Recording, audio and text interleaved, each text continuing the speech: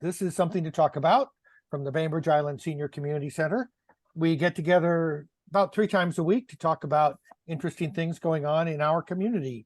And this program is sponsored by Fieldstone Communities of Bainbridge Island, which has just opened independent and assisted living. And they have memory care up on Manitou Park Boulevard, up in Rolling Bay. If you'd like to learn more, schedule a tour, or find out about respite care, write down this phone number, 206-594-1010. And today we have Dr. Andrew Shields and the non-Dr. John Ellis here to talk about the Frank Buxton Silent Movie Festival, Silent Film Festival, which I know has happened before. Oh, there we go. What are you gonna? I have to actually put you on the screen here so people can see that. There we go. Yeah, I see if it's in focus. Is it in focus, Reed? Where's That's the problem with movies, you know. Are they in focus? Yes, and it's a moving picture.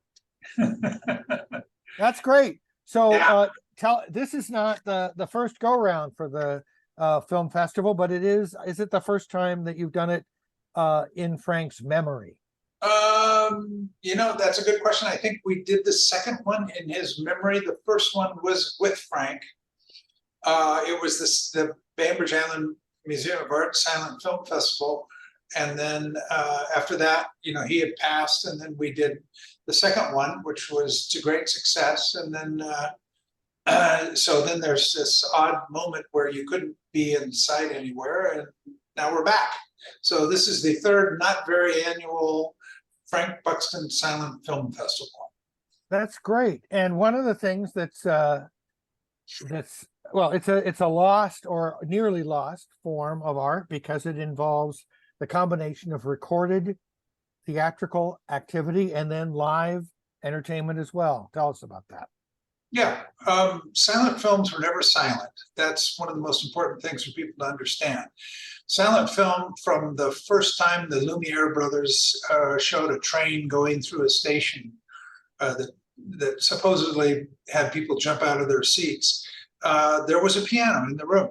And there continues to be, to this day, music for everything. And we pride ourselves at BIMA to have a very active and lively musical accompaniment for all of the films in the schedule. So, which is a real kick, and which is why I'm glad that Andrew could join us today. Andrew, can you hear us?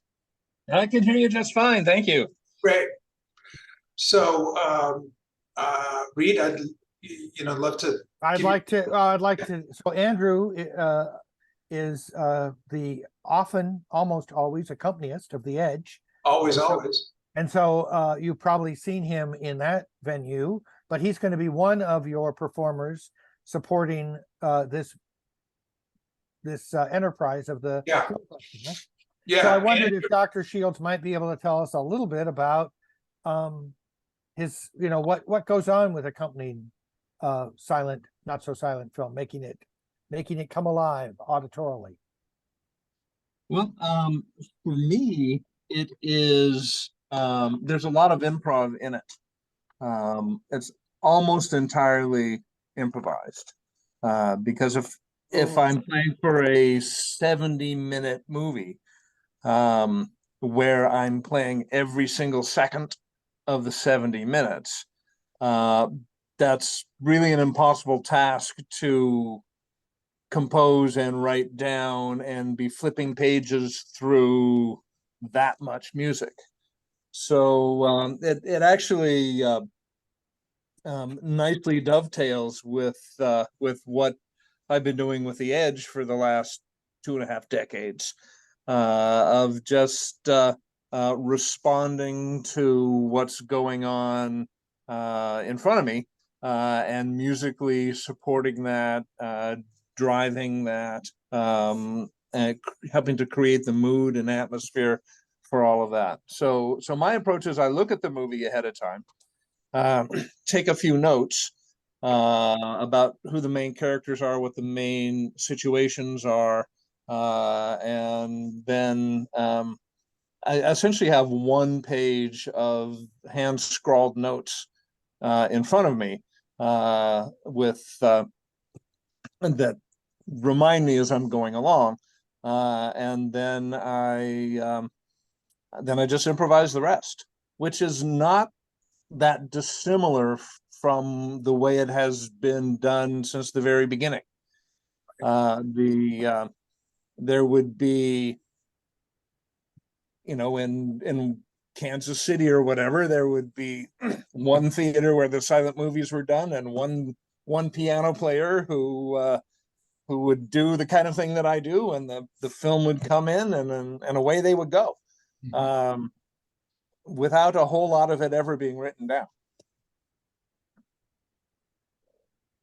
So for you, this is going to be, in a way, second nature, just because you've been trying to keep up with your colleague improvisers on the edge and responding to what you see or hear in the moment. That's exactly right. It's still there. It is different in some ways, in that I try to keep in mind kind of an overall musical arch for the entire length of the film, aware of where the moments of greatest tension are, and the dramatic arc. As well, I like to create individual motifs for each of the major characters and each of the major kinds of settings, so that that's a recurrent kind of theme that helps ground, musically ground the film and guide the audience into the kinds of structure of the whole thing. Like a little bit of light opera or ballet, where you have, oh, here comes the villain. Exactly. And you probably, even in your mind at this moment, if you think, here comes the villain, there's a sense of music that comes to your mind. Yeah. And I try to slot right into that space. Yeah, and Andrew's he's going to do a twofer. He is going to do the program on Saturday the 16th. He's going to do at 3 p.m. He's going to do 3 20-minute comedies. And then in the evening, after I feed him, he's going to do an evening of Buster Keaton, one feature film. And so he's going to be one tired boy come Sunday morning. Wow. Yeah. Tired but happy. Yeah. So we have for Andrew's playing at 3 p.m. on Saturday the 16th. He's playing The Cook, which is a Buster Keaton, Fatty Arbuckle comedy from 1918. Then he's doing The Finishing Touch, which is one of my favorite silent Laurel and Hardy's, which is anyway, I think it's hysterical. And then I threw in one that I thought would be interesting for people. It's a Charlie Chase comedy. A lot of people, don't realize there was a hell of a lot of really good comic shorts from people that you either never heard of or didn't know. But Charlie Chase did a series of shorts like the others, but so many of the films were lost. The reason Buster Keaton became as well known as Charlie Chaplin is because he kept all his own films, and at a certain point he handed them over to somebody. This was in the 60s, and Raymond Ranauer started restoring them and getting them out to young audiences, and that's how Buster had this renaissance. In the 50s and 60s, people started recognizing him as a great force, but his entire body of work was not lost, and that's so unusual for the silent era. Charlie Chase, a lot of gaps in his experience. Harold Lloyd, again, he protected everything. Charlie Chaplin, everything was protected by the estate. So those three guys were the top of the stools for the silent comedians because they took care of what they made. and it was saved. A lot of other films, the only reason we have them today is because they would be sent out around the world to various places, and the places that they were most saved were like Yellowknife or Prague, or various ends of the road places where Right, Hollywood, they didn't need to send them back. Or they didn't nobody send them back. So they found in one under a gymnasium in Yellowknife, they had used all these film canisters for foundation, Wow. and they stacked them up and poured cement, and then they put a gym floor over it. And they only found them when they tore it down, and they found all these cans of films, many that were thought had been lost forever.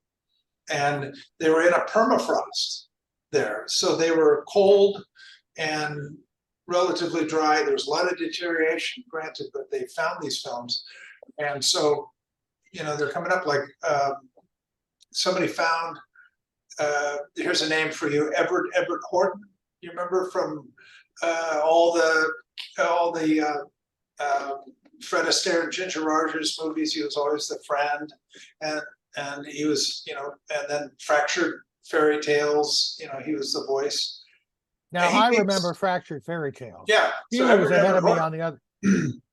He was a voice, but for in the 20s, Harold Lloyd Studio had this gap in their schedule. Harold Lloyd had the same people working for him for 20 years, and he wanted to maintain everybody's job, so he put his whole crew to work when they were not in production on Everett Horton shorts. So, and they're funny as hell. And I just they were just released now, 100 years later.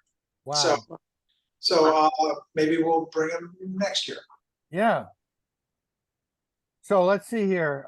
Here's, do I have any? I guess I don't have the schedule, but here's the poster. Yeah. And you are curating these as you were indicating, but you did get some help.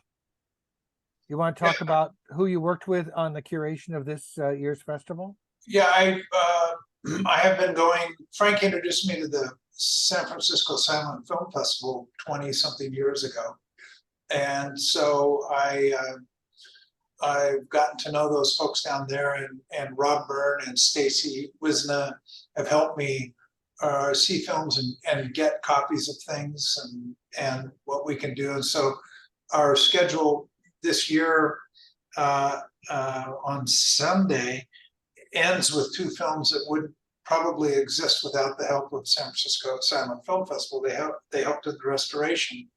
Yeah, you can put the poster back up and I could talk about those, Reed, if you want.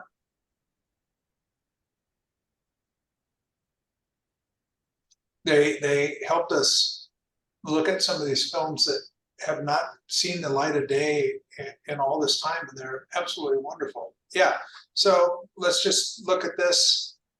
If you scroll down a little bit, they're not in any order, but we'll start with Earth. That's the Doshenko's film. It was filmed in the Ukraine. It was at a time when the Soviets were taking back the Ukraine after the revolution. Ukraine, for a very brief period, was independent before the Soviets took it over or stole it the first time. And so we have a musician from Seattle who is Ukrainian, who is composing a score for the film. And you cannot see this or hear this anyplace but at Bima on Friday night at 7 p.m. Then on the first film on Saturday is The Black Pirate. That's down on the bottom. This is a rarity. It's a Technicolor, 2-strip Technicolor silent film. So almost all silent films are black and white, but they were never black and white because, like music, they added color to the film. They either tinted it by hand or they ran it through a bath to give it color. Like if it was night, it'd be dark blue. If it was, they'd add color to the film stock.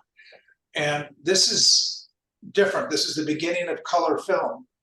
Technicolor created a two different colors that would make it so it's missing some of the things that yellow would give it. I think it's only got red and blue. Right, But I got my 3 things in my printer, right? And this yeah, has yeah, only 2. yes, there's only 2. So, and that will be Gideon Freudman, who is a master at the electric or acoustic cello, will be playing an original score for the Black Pirate. Ooh. Yeah. And then What time? that's at 1 p.m. on Saturday. Okay. Then we have the unequaled Andrew Shields playing music for the silence we already spoke about. And I want to rave about Andrew. We did Signal Tower before COVID, and Andrew played this score that is in, I've been to a lot of silent films at San Francisco where they have full orchestras and they have an amazing collection. I've rarely heard a score put together so beautifully for a film that Andrew did for this great actioner that he did. It was great. So I really look forward, and this is typical for improv. I'm really looking forward to it, and I have no idea what he's going to do for the films he does on Saturday. So we all get to have that reveal, and That's Beggars of Life, and what time? That's Our Hospitality is 7 p.m. Saturday, and the comedy shorts are that's Beggars of Life. That's Sunday. Okay. Right? When Yeah, are they? Our Hospitality. There we go. So there you go. It's Yep. 7 o'clock. There. And then the shorts are here, right? Yeah, there you Triple go. feature. Oh yeah, you can just click on them and look at them. That's great. I mean, there's not a lot there, but you have a little detail. This is Yeah. all, we're looking at the BEMA website, so Yeah.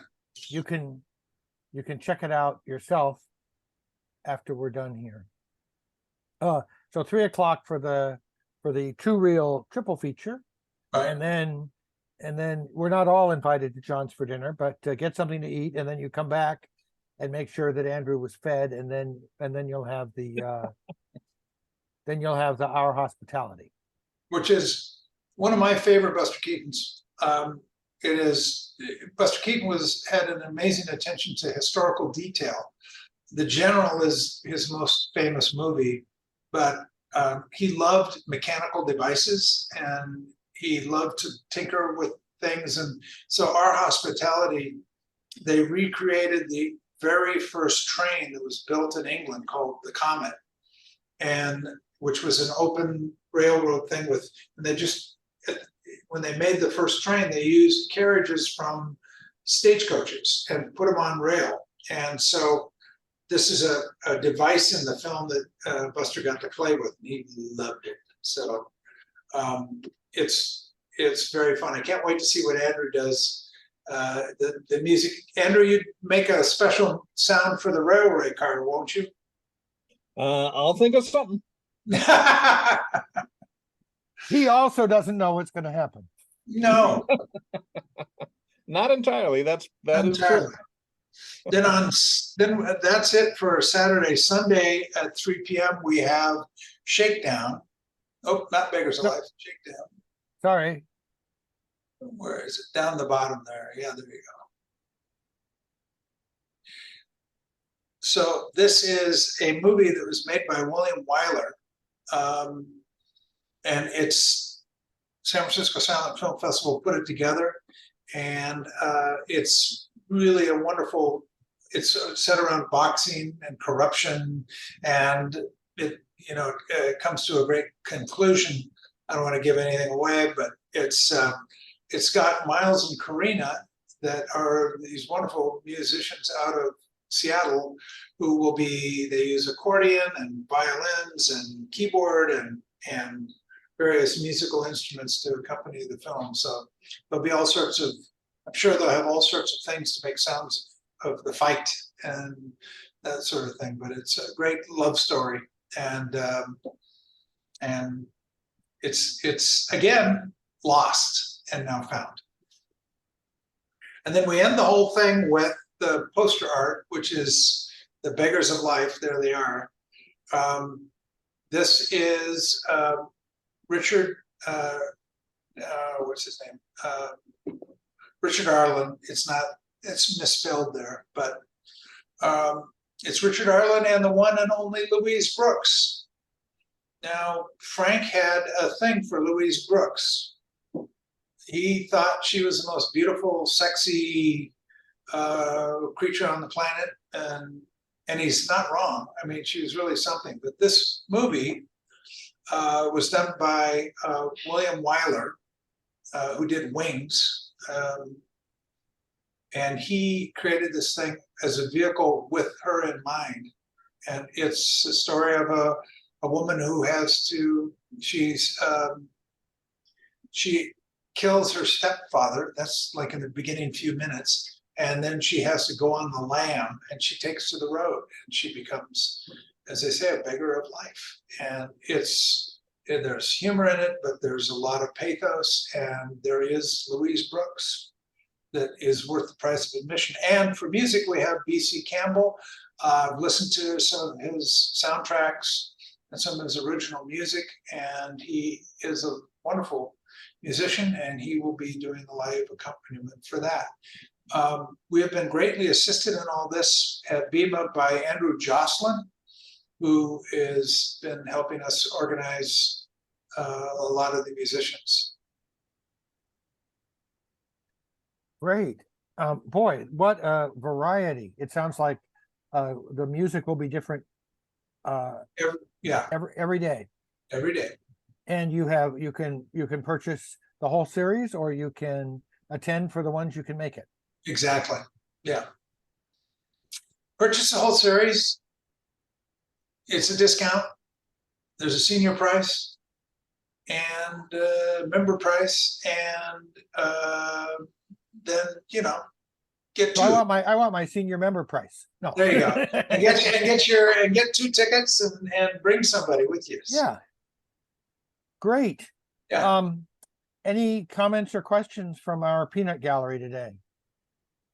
I have one question for Andrew. Isn't it usually organ instead of the piano that would accompany these silents? It usually is, although that's sort of stereotypically how people think of it. But in smaller towns, historically they often didn't have an organ, so it was a honky-tonk piano type thing. Honky-tonk because they tended to be so beat up. But yes, many of the bigger theaters in bigger cities had these beautiful pipe organs that could create, quite frankly, a much broader variety of sounds than one can get just from a piano, because you have all of these different racks of pipes that have different kinds of tonalities. And that, as well as all the foot pedals as well. So there's a wonderful richness that follows from having access to a pipe organ. I asked BEMA to install a pipe organ, but they turned me down. So, but certainly it is well within the silent movie tradition to have solo piano accompaniment. One more thing I wanted to mention about the improv aspect of it that a lot of people don't think about, but because of this, just like with improv, every performance is different. Mm-hmm. You could have one piano player who was playing the same film several times a day, but because it's all improv, it would be a little bit different every show, one to another. And it could be quite different one city to another, because you have different people who are doing their own interpretations on it. Typically, the movies did not arrive with any kind of a score. And if they did, it was just a bare sketch outline. And so the musician was expected to know how to how to improvise, how to create all the different moods and textures, then that's what I'm going to be doing in September. Yeah. John, you also mentioned something about orchestration. So I'm guessing in some instances for some films, there were more elaborate scores. Well, it was kind of a trickle down theory, because you'd have like if you're in New York or at a premiere, there could be a score that was written for the film. A lot of them had it, but you would leave the bigger city areas, like you'd land in a particular place where there'd be a big orchestration. And like at San Francisco Silent this year, they had 25 films. And out of that 25, there was one film that they were showing that had an orchestration that they were following. Otherwise, it was all new music, completely scored or improvised for the film itself. And by the time it got to Seattle or Spokane or Yellowknife, it Well, definitely by the went time up. it got to Seattle, there were dedicated orchestration. Here's another angle, is that people would do exactly what Andrew's doing. They'd watch the film and they'd have a little band and they'd be playing. So you'd have a guy on drums who could do some percussion, and he also had a thing called a trap. You know, they call the drum set a trap. It's because it's a contraption. Ah, So the word trap for a drum set came from contraption, which was for the silent films. They had a drum with various things all put together, right, hanging off the side of it. right, hanging aside of it. They had various instruments. They had wind machines, and they had things, and the percussionist was responsible for all those various things when they were, at a certain level. But once you get, like you'd leave Seattle, you go to whatever, before Dayton, Washington. Yeah, you would have somebody playing keyboard. Organs were rare, so unless they were in the church basement, then that was a pump. Yes, Sheila, did you have a comment or question? I did. John, didn't we have the organ over at the Linwood Theater for a couple of years or so for the silent movies? Do you remember that? Yeah, what was that guy's? Andrew, do you remember the guy who used to run around with he had an organ? James? James. Oh gosh, Oh, I know who you're yes. referring to. He used to play for Fifth Avenue. Yes, he used to play at Fifth Avenue. And I cannot remember. It's so funny, I've lost his name, and he would be at almost all the silent things. And I don't think he does it anymore or whatever, but yeah, and so he did that. There is no organ at the Linwood anymore. Where did that go to, John? Do you know? No idea. Jeff Bryant's basement. Or did they just bring it in for the special thing? Did It think they would have made a covered it. lot of sense to bring something that monstrous in. So I think it might have been, but they moved. When you go to the Linwood now, there's this massive black box in front of the screen. They took out the first 4 rows of the theater to build a stage in there, which Right. I've seen them use. So Well, TJ would know who the guy was. yeah, we can ask TJ. She's a Or if you're watching this later on YouTube, just put the name down in the comments so that we'll all know later. There you go. The event that we're talking about is a silent film festival, which is going to be taking place at BEMA, and it starts on September the 15th and runs through September the 17th. And tickets are available online. Go to the BEMA website and enjoy. I want to thank John Ellis and Andrew Shields for joining us to walk us through this and giving us so much background.